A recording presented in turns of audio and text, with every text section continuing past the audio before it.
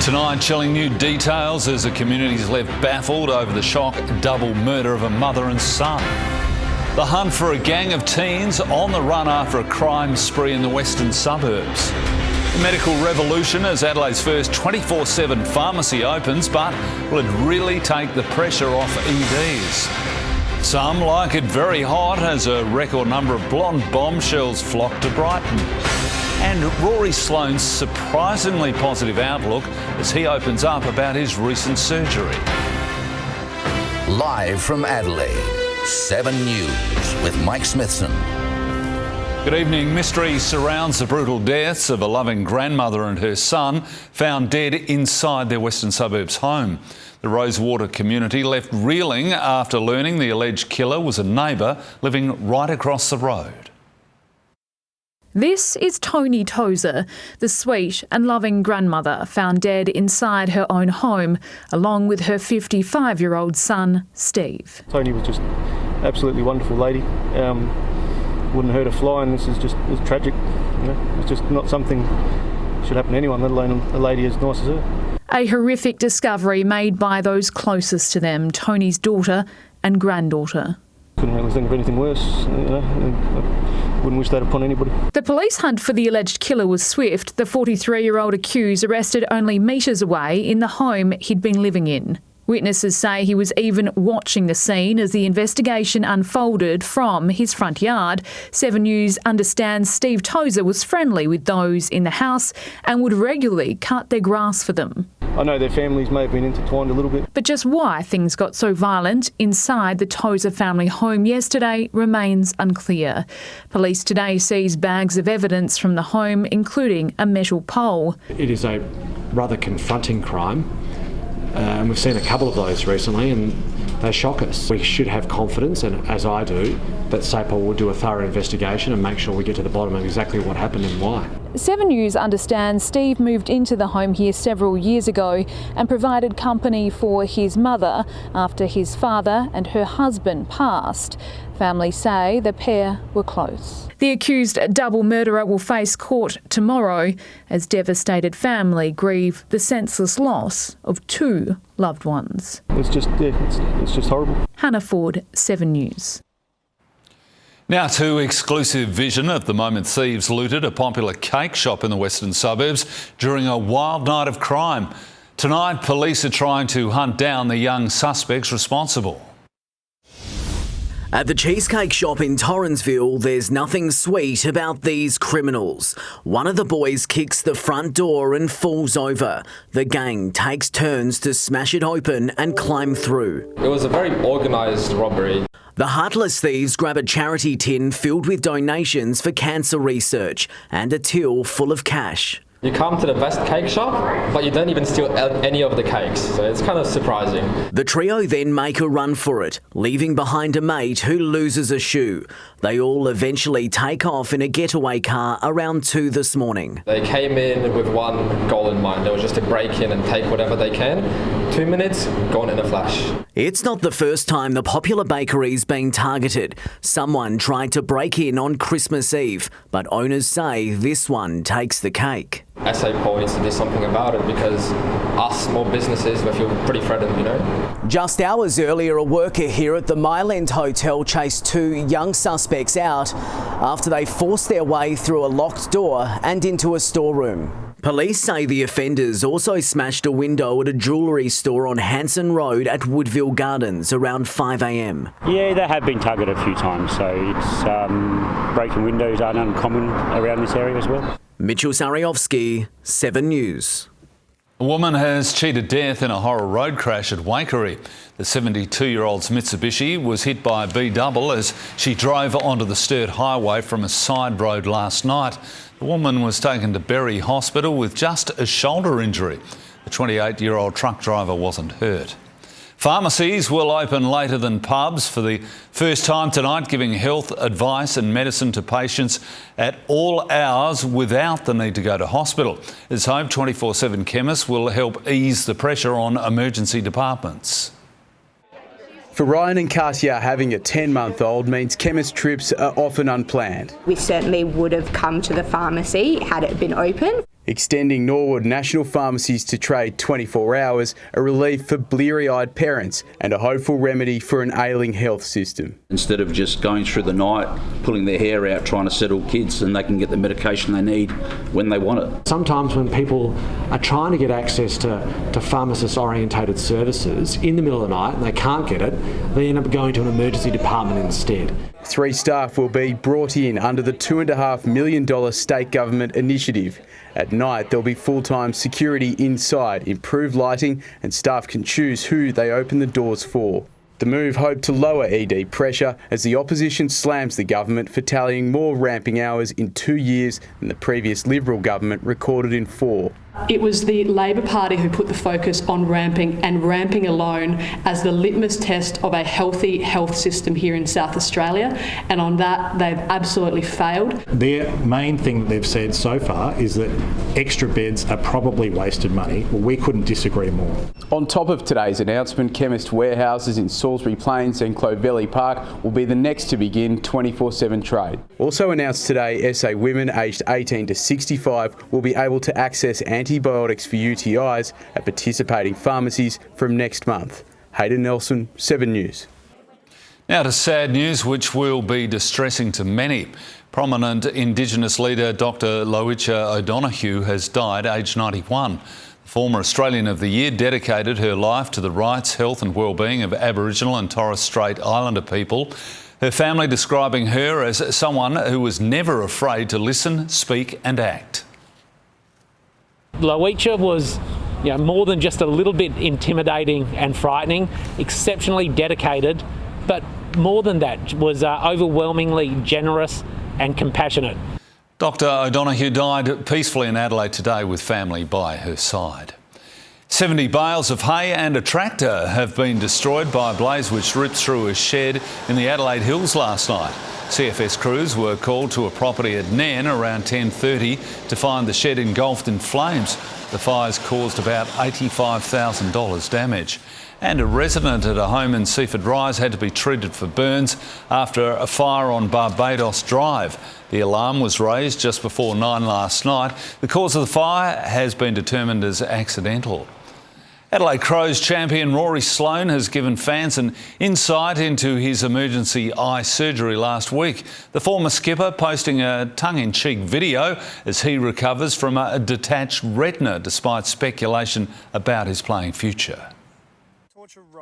It's an eye-opening update from Rory Sloan. I'm currently sitting here recovering from a detached retina. People have been asking me, what is it? The former skipper has been forced to sit out pre-season training since he went in for emergency surgery on Tuesday night. I need you to visualise that your retina is like your favourite Trax Mag poster. You know, the hot one with the bikini girl on it, maybe a cowboy hat on. Let's just call it Belinda for namesake. Today, Sloan poking fun at his recovery in this light-hearted post from home. The Belinda's stuck on a wall, that poster's stuck on a wall, and it's starting to come off like that. And there's some fluid in behind. Now what you need to do, you obviously need to stick that poster back on the wall, because if Belinda falls down and goes to the ground, you'll lose your eyesight. It's not Sloan's first rodeo. In fact, it's the 6th eye injury of his career and a repeat of the same operation on the same eye that saw him miss a month of football in 2021.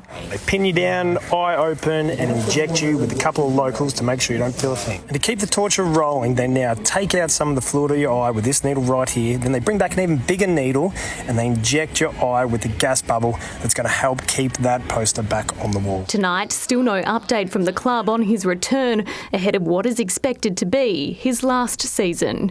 For now, it seems the father of 3 is taking it easy. I'm going to go back to my room and stare at that poster of Belinda. Jasmine Turlings, 7 News. One of Adelaide's most prestigious apartment buildings had to be evacuated this afternoon after a fire broke out on the 12th floor. A solar inverter was to blame for the blaze at the Air Apartments on Greenhill Road. One woman went back inside to help an invalid neighbour who was trapped in the dangerous conditions. A lot of smoke, very dense by then in our stairwell. Absolutely, chock-a-block. I can feel it, now. Residents were allowed back to their apartments once the smoke had cleared. One person was treated for smoke inhalation. US forces have carried out their second round of Middle East strikes against Iranian-backed fighters in as many days. This time, British jets joined the attacks on Houthi rebels in Yemen, the Western allies striving to protect international shipping in the Red Sea. A second night of strikes on Middle Eastern militias allied with Iran.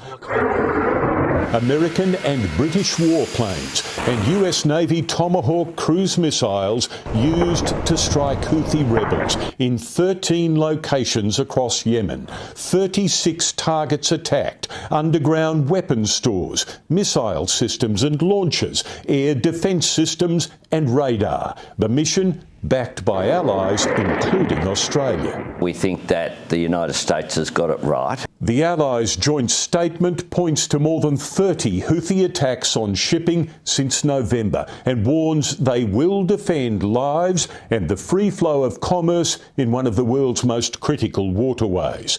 On the Iraq-Syria border, damage from yesterday's airstrikes. The two countries condemning America's actions. They claim at least 39 people died in the attack. Washington flying B-1 bombers all the way to the Middle East to lead the strikes. These are proportionate. These are retaliatory for the actions of basically Iran-backed organisations, and they are not an escalation. Both yesterday's and today's missions telling on a line President Biden has drawn on targets, attacking militias important to Iran, but staying well away from Iran's own territory. It's always been seen as crossing a spectacularly bright red line that would force the Iranian regime to respond massively. In Washington, D.C., Tim Lester, 7 News. Car makers will soon face fines under new carbon targets, with the federal government preparing to legislate for vehicle efficiency standards. The new rules will force manufacturers to send cleaner, more economical cars to Australia, giving drivers here access to new lines of fuel-efficient vehicles.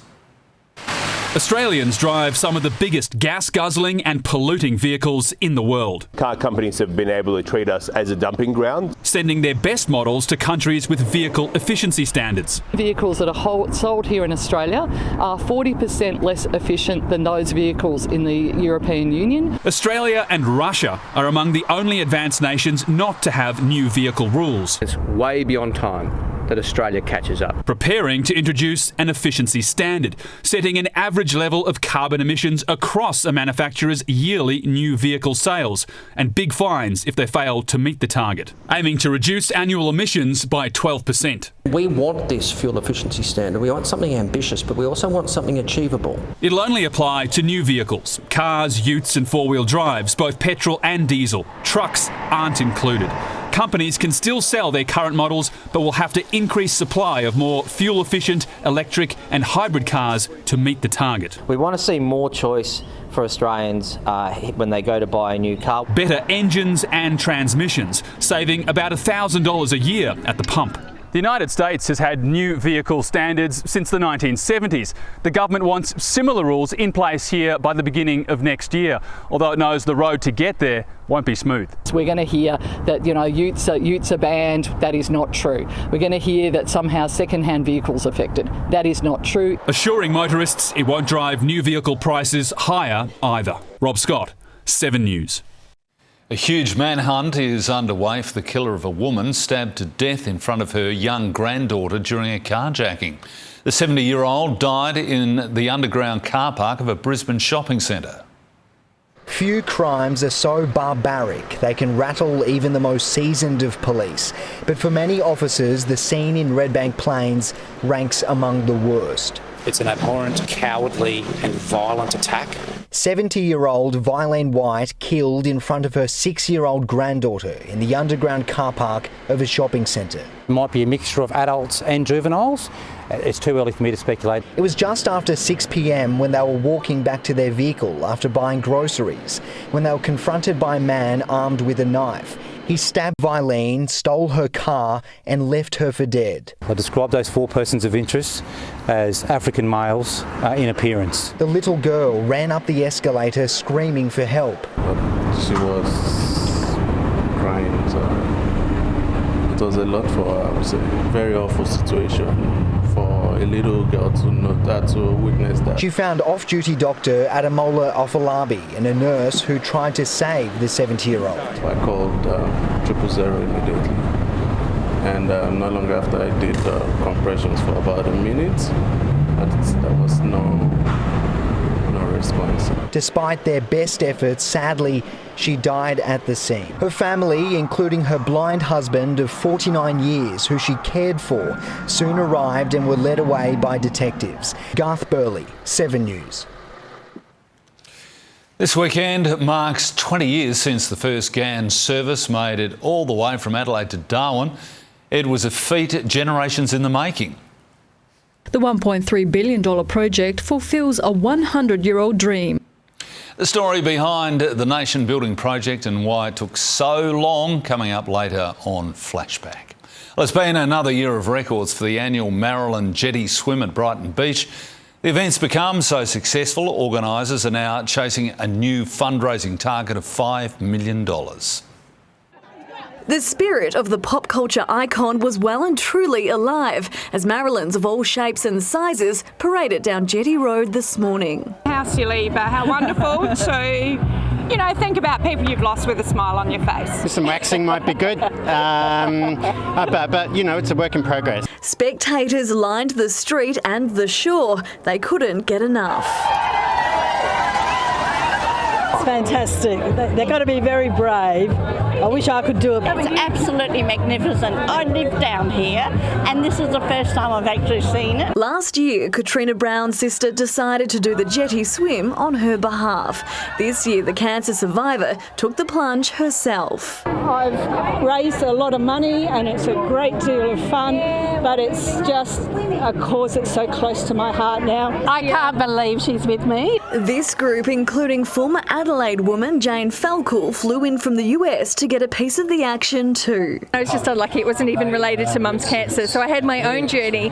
So then it was like, okay, I'm going to do this for Mum and I'm going to do this for me. The popular event is showing no signs of slowing down, with a record 664 Marilyns taking part in today's swim. We've raised over $300,000 for cancer prevention, cancer research and to support people when they need it the most. The overall total is now $1.3 million.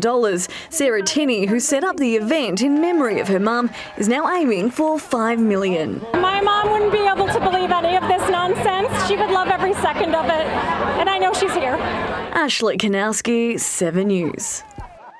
Abba was down there in his Marilyn outfit. Absolutely. Incognito. He didn't want to be seen, but he was definitely there. I just wanted a blonde wig. Well, good on you. Hey, what have you got coming up? Smitho, Australia not getting things going all their own way at the SCG. But I'll tell you what, young Jake Fraser-McGurk, he knows how to make a test debut.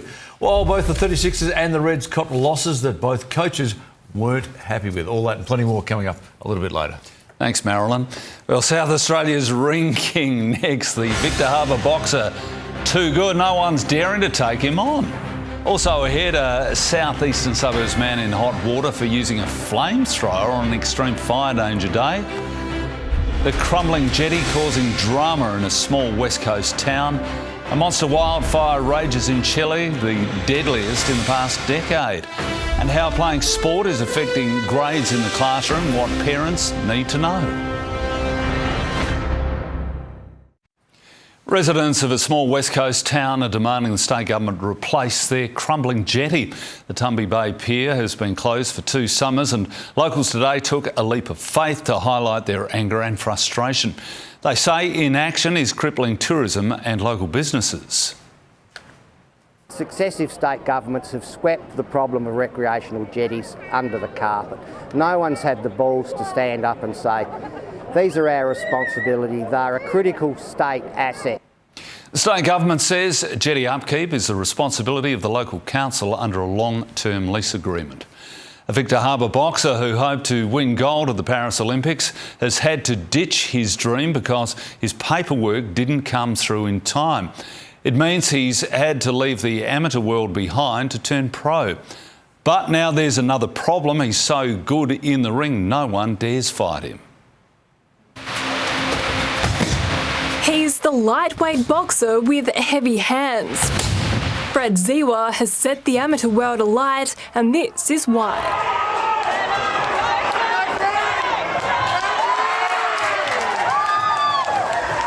The Ugandan-born 25-year-old has been working as a chef for Victor Harbour to support his goal of representing Australia at Paris 2024. I believe that I can bring a gold medal or silver, but I like gold medal better. Boxing Australia nominated him for a global talent visa, but he hasn't been able to get citizenship in time, dashing his Olympic dreams. But that's okay. One door closes, the other's open. Ziwa has now left the amateur world behind to turn pro and achieve global success that way. But he's so good, no one wants to take him on. They definitely struggle because a lot of boxers don't want to fight me due to my skills. To give him the exposure he needs, Ziwa and his coach are hosting their own competition, SA Fight Night, to be held at the Dom Polsky Centre next weekend. We believe he could be world ranked, and this is how we need to get him started, so this is what we have to do. We've gone ahead and done it. The comp's costing Ziwa and his team tens of thousands of dollars to put on. Now they're praying it pays off. My ultimate goal, to become a world champion. That's my ultimate goal. Maybe, undisputed, but for now, being a world champion, that's good enough, I'll be happy. Lauren Rose, 7 News. A man's been fined after using a flamethrower to kill weeds on an extreme fire danger day at Eden Hills. Emergency crews raced to Shepherds Hill Road property this morning and quickly extinguished the blaze. Just talking to Adelaide Fire, this job's come through from State Pole.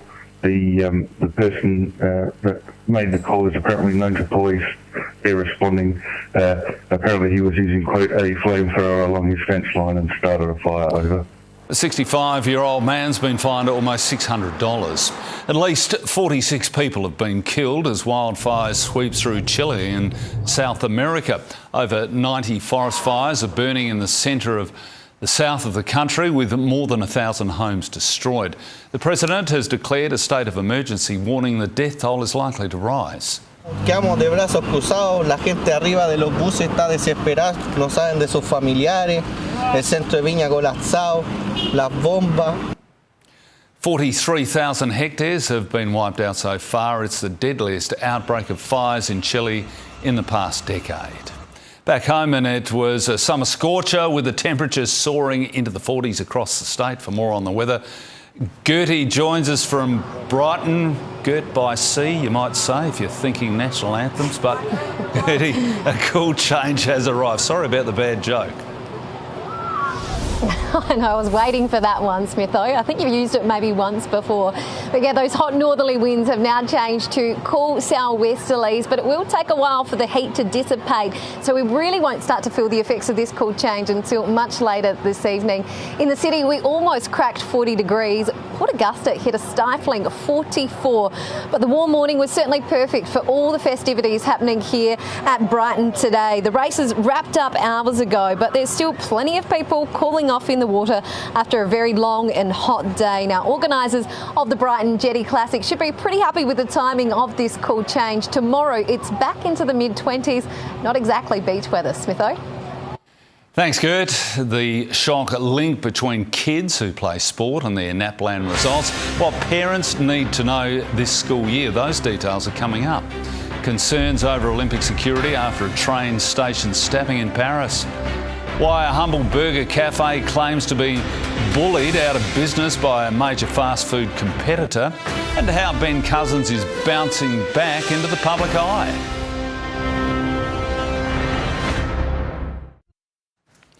Fire has blackened 16 hectares of stubble north of the city. CFS volunteers and water bombers were called to a property at lower light just after midday.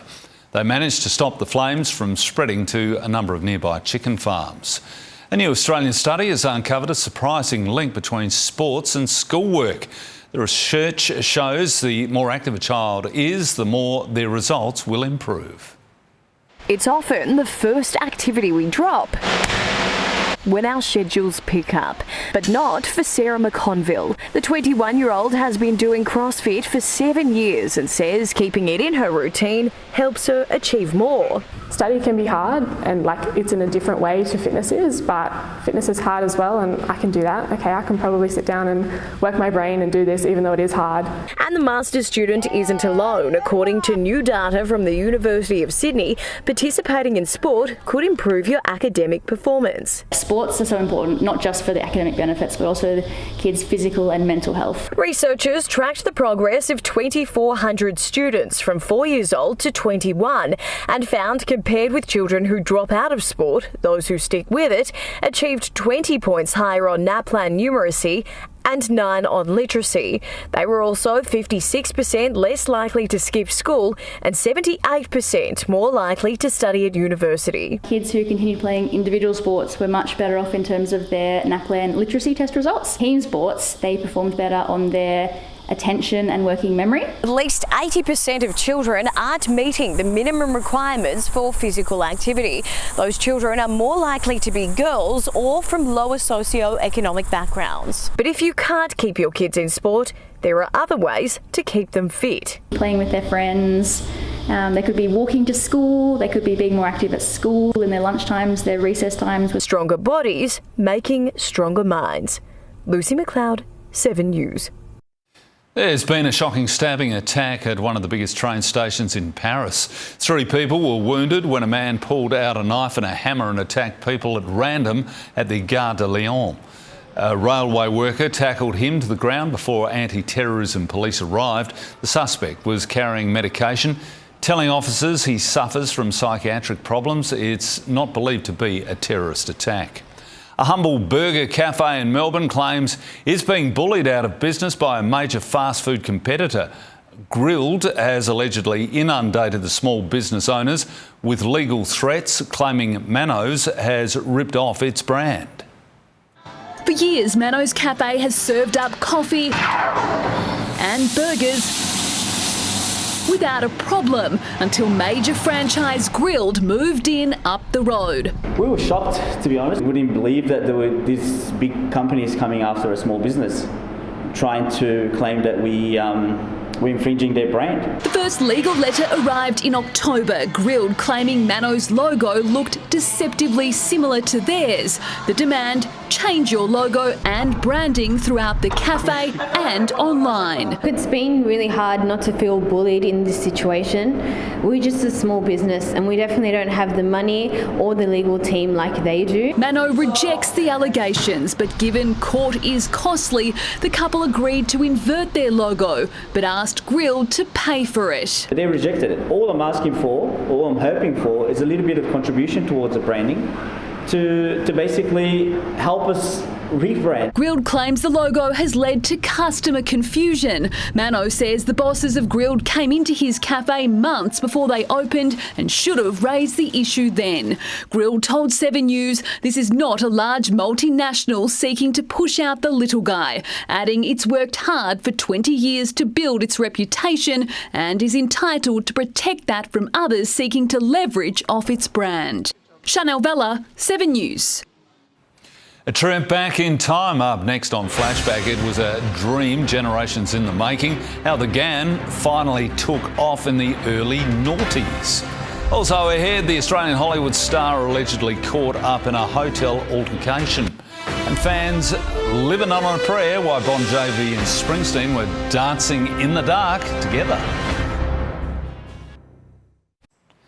We're riding the rails on Flashback tonight to mark a major milestone for one of Australia's biggest building projects. This weekend marks 20 years since the first Ghan service made it all the way from Adelaide to Darwin. Rolling out of Adelaide, 3 p.m, headed for the desert and saltbush plains. All aboard a legendary train, the Ghan. It was a dream that took generations to realise. To get to this point took endless lobbying, bargaining and planning. The $1.3 billion project fulfills a 100-year-old dream. This is a railway line for our state's future. While Mike Rann was Premier by the time the line opened, this train is symbolically so important for Australia. The hard yards had been done by John Olsen. Prime Minister John Howard's promised $100 million in the Northern Territory and South Australian governments will each equal that. But the balance of $700 million will have to come from the private sector. He crisscrossed the nation and travelled the world trying to get the money up. In the end, a number of construction and engineering firms came together as the Asia-Pacific Transport Consortium. The Prime Minister tipped in $65 million, the Northern Territory matched that, and South Australia's share sealed the deal. The flow-on benefits that radiate out from this decision are just tremendous. The project creating hundreds of jobs. Over the next 2 years, giant machines AdRail calls monsters will crawl 1,420 kilometres, laying millions of sleepers and tonnes of steel rail. And even before the line was finished, potential Ghan guests were being sold the dream in Sydney. It had all the pomp and ceremony of an Afghan extravaganza. Dancing girls, camels, even a crocodile hunter for good measure. The train will be stopping for the king brown snake. Those who'll board the $4 million refitted carriages next February have paid between $2,500 and $12,000 for the privilege. Come the inaugural service, security was tight, the train packed with pollies. The VIP guest list includes various senior state and Commonwealth government ministers, a former Prime Minister and many corporate chiefs. International journalists on board too to spread the word. Here you're seeing nothing but desert and openness, and that does have a romance. The scenery is so different. We don't have this big land. This is Australia. This is Australia. It was Australia's longest ever passenger train, stopping for a celebration at every port. The leaders of SA and the NT over the moon. This really is about, Mr Premier, a partnership. Absolutely. This is like a brother and sister being reunited. It's a family reunion. Darwin turned on its tropical wet for the big arrival, nearly 3,000 kilometres later, and the famous Ghan's maiden journey was finally at an end.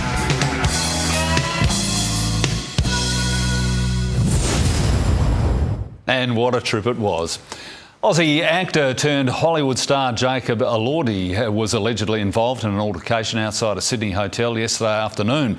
It's believed the 26-year-old actor was seen getting frustrated with another social media personality, Joshua Fox, before a man was allegedly assaulted. No one was taken to hospital and no charges have been laid. Veteran rocker John Bon Jovi has been named Person of the Year and by the charity Music Cares for his musical achievement and philanthropic efforts. To mark the occasion, his hero, Bruce Springsteen, joined him on stage at the award presentation for a special performance.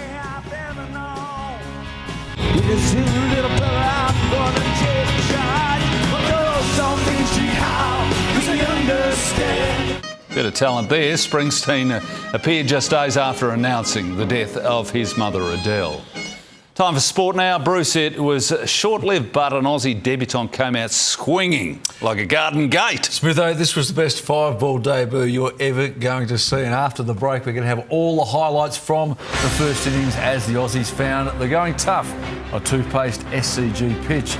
The 36ers season on life support after getting overrun by ants in Tasmania. And Aussie Ange left seating after Spurs held by relegation-threatened Everton in the Premier League. Welcome back. Sean Abbott put a batting order of hyped-up young guns and Test match stars to shame at the SCG, saving Australia in the second one-day against the West Indies. The much-loved paceman scored a composed 69 in stark contrast to the Aussies' brash new opener. The Windies off to a poor start, 3 for 34 a short time ago. One debutant out, two more in. Victorians Jake Fraser-McGurk and Will Sutherland earning their one-day caps, justified for turning down an AFL career. Fraser-McGurk opening in the rested Travis Head's place, making his intent loud and clear first ball. 3 later. Oh, that is right in his wheelhouse! This is why we are so excited about Fraser-McGurk! The next. Edged and gone! out for 10. His partner Josh Inglis caught for 9 soon after. Cameron Green, a steady presence. Oh, get hold of that one. I see your 6, Jake Fraser-McGurk, and I'm going to raise you. As wickets continue to tumble, Steve Smith chopping on for 5, Green misjudging a short one on 33. Easy catch, easy catch. Marnus Labuschagne throwing away the last top-order wicket next over for 26, needing to be rescued by the fresh faces. It's going to fly well over. Matt Short, Aaron Hardy and Sutherland chipping in with valuable runs. On his home ground, Sean Abbott in the mood to create headaches on and off the field. Oh, that is nasty. The hands were in position. 4 sixes in a career-best 69, Australia's saviour. Oh no, that's gone high in the air. Mid-off trucking back. That's a big net. James Manton, 7 News. And in the second test between India and England, Jasprit Bumrah was at his freakish best. That's Ollie Pope, fresh off 196. Bumrah's 6 for 45, skittled England for 253. India resumed with a 170-run lead, and 41-year-old Jimmy Anderson moved within 5 of joining Muralitharan and Warne with 700 test wickets. And before hosting Australia for 2 tests in a few weeks, New Zealand is facing a South African 11 with 6 debutants, including the captain. Williamson and Ravindra made unbeaten hundreds, 2 for 258 at stumps on day 1. A brilliant knock from opener Nick Maddinson has Victoria on top of South Australia on day 2 of their Sheffield Shield clash. Maddinson's 104 gave the Vics a first innings lead of 115. SA is currently 2 for 66 at stumps, and its second egg still trailing by 49 runs. The Adelaide 36ers finals aspirations are all but over after a 23-point thrashing by the Jack Jumpers in Tasmania. Playing a virtual elimination final, like their season, Adelaide was playing catch-up the entire game. The 109-86 loss leaving any hopes of playing in the postseason now in tatters. Adelaide came in full of confidence after 6 wins in their last 7 games, but it was Tassie that got the jump start. The home side flexing their muscles through former sixer Jack McVeigh. They leave McVeigh alone and he makes them pay.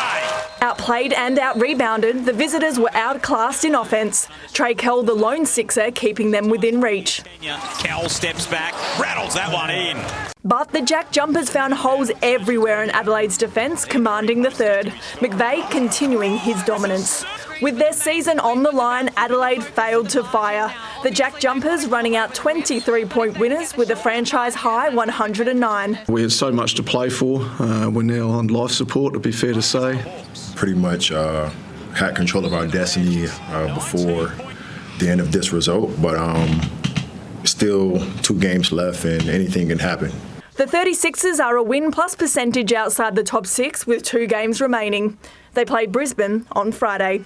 Emily Beaton, 7 News. Ben Simmons had fans and commentators on his case in his return to Philadelphia. Guess who's checking in, Anna? I can't tell. Oh, wait.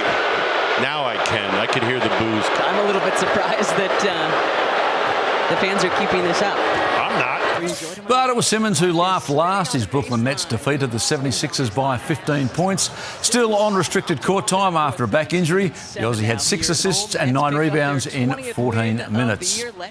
Adelaide United boss Carl Veart has threatened to swing the axe this week, questioning his team's desire after last night's 4-0 hammering at the hands of the Mariners. The reigning champions had it far too easy at Hindmarsh, putting the result beyond doubt before half-time. The effort is there for most of the time, but, crucial times when we need to get players' heads down or we get beaten, our reaction to get back is just not good enough. Adelaide has slipped to 8th on the ladder. They host Perth on Friday. And Postecoglou's Tottenham slipped outside the Premier League's top 4 after a costly 2-2 at Everton. Richarlison's double had Spurs up 2-1 deep into added time before the Toffees conjured an equaliser. Everton's first goal was controversial. Postecoglou believes his keeper Vicario was fouled. Maybe just with us, but just in general, I just think referees are reluctant to call these now and going to leave it to VAR to decide those decisions, so we just got to cop it. Aston Villa hammered cellar dwellers Sheffield United 5-0 to climb above Spurs into 4th. Newcastle United clawed back from 4-2 down to draw 4-4 with Luton Town. Something big could be coming from Jason Day this year. The former world number one charged into contention at the Pebble Beach Pro-Am with a 9 under 63 third round. At 36 days now totally rejuvenated after a career-threatening back issue. He's surfing. How about that? Fringe surfing. I still feel like I'm in my 20s, but I'm past my mid-30s now. He's tied 6th, 4 behind Wyndham Clark at 17 under after a course record 60. Australian Open champion Joachim Neiman leads the Live season opener in Mexico at 13 under, 4 shots ahead of PGA defector John Ram. For tonight, that's our sport, but best of luck to the Adelaide Giants, who are down at Perth, playing Perth at West Beach in the deciding game for the national baseball title. The Giants are looking to go back-to-back, and considering Smitho took 43 years to win last year's, they want to make the most of in the window, so to speak. Well, they've got one more chance, haven't they? Now, with your extensive cricket career, Fraser McGurk, he'd be your hero, wouldn't he? I call him Fraser McGurkin after that innings. 5 balls went out swinging. Good on him, thanks, Bruce. Well, AFL legend Ben Cousins is lacing up again, not with footy boots, but ballroom shoes. The Brownlow medalist is set to be on the next series of Dancing with the Stars, facing the new challenge with both excitement and nerves. Looking fit, determined in training, this is Ben Cousins from footy star to foxtrot. That unforgettable charm and smile that wooed crowds. To Cousins, he's been running all year and he's finishing strongly. Set to tap across the timber in the next season of Dancing with the Stars. This is a big one for me. It is totally out of my comfort zone. So there is an element of excitement, but I think it's more fear at the moment. He's achieved a premiership, a Brownlow medal. Now has a career on the 7 News desk in Perth. Our 7 exclusive next. And after years of being the headline in the good times and the bad, I think you learnt your lesson, Ben? it's the judgment on dancing that has Ben more nervous than ever. I must admit, I'm not looking forward to the critiquing, so we'll cross that bridge when we get to it. You're pretty good at remembering steps, so that's not been a challenge. Maybe getting these hips going. Yeah, the hips has been hard, unlocking the hips. She's more confident this time than ever. Ben, not quite there yet. Very patient you are. Very. Had to be, but... Yeah. Monique Dirks, 7 News. We'll see. Well, Gertie will join us again after the break with a look at the weather forecast. We're expecting much cooler conditions in the city tomorrow, but then it's going to warm up again by the end of the week. I'll have your weather details live from Brighton. For Adelaide's latest news and more, tune in to Will Goodings and David Pemberthy on 5AA Breakfast tomorrow morning. 7 News takes you inside Australia's world-first eye farm. You will see the growing of corneas. This is cutting-edge technology. Curing eye diseases and blindness. It renews your life again. The eye-opening day surgery restoring 20/20 vision on 7 News at 6. Time for the weather now, Gertie. It's cooling right down and looking pretty windy tomorrow too. Smitho, strong southerly winds will make tomorrow's forecast top around 15 degrees cooler than today's. But right now, still plenty warm enough for a swim. But in the states far north, wild storms have just hit Moomba with heavy rain forecast there. Now, in the city today, our top was 39.6 degrees. It was balmy overnight as well, with a low of just 18.5. Currently, it's still 34 degrees in the city. It was a dry, hot and very sunny day across much of the state. And many of our regional centres hit 40 degrees and above. Ceduna, Whyalla, Kadina, Port Pirie and Renmark among them. A trough is pushing across the state and heading east with strong southerly winds in its wake, triggering that cool change. Interstate 33 with a shower possible for Sydney. 23 for Melbourne and Hobart, sunny and 28 for Perth. Back home, showers and thunderstorms are a chance about the northeast and Flinders. 33 is the top with rain for Moomba, 32 for Coober Pedy, 34 for Roxby. Isolated showers mainly about the southern agricultural area and the southwest. 22 for Port Lincoln, 25 for Whyalla, 26 for Clare and Nuriutpa, 27 for Kadina, 31 for Renmark, 24 for Murray Bridge, 23 for Edithburgh and Mount Gambier, 21 for Victor. A severe weather warning for heavy rain and damaging winds has been issued for the far northeast, with strong winds forecast for Gulf St Vincent and the Spencer Gulf. In the city, down to 17, 25 is the forecast top. It'll be a partly cloudy day. While Metro Waters, southerly winds reaching up to 30 knots. Looking ahead, a sunny afternoon on Tuesday, 25 is the top, 26 on Wednesday, warming to 28 on Thursday, 27 Friday and Saturday, sunny and 31 this time next week. So just a short but intense burst of heat. If you don't like it, the good news is, Smitho, it'll soon be over. Great news indeed. Thanks, Gertie. That's all the news for now. I'll have updates throughout the evening and I'll see you again tomorrow from all the Adelaide 17 for now, though. Good night.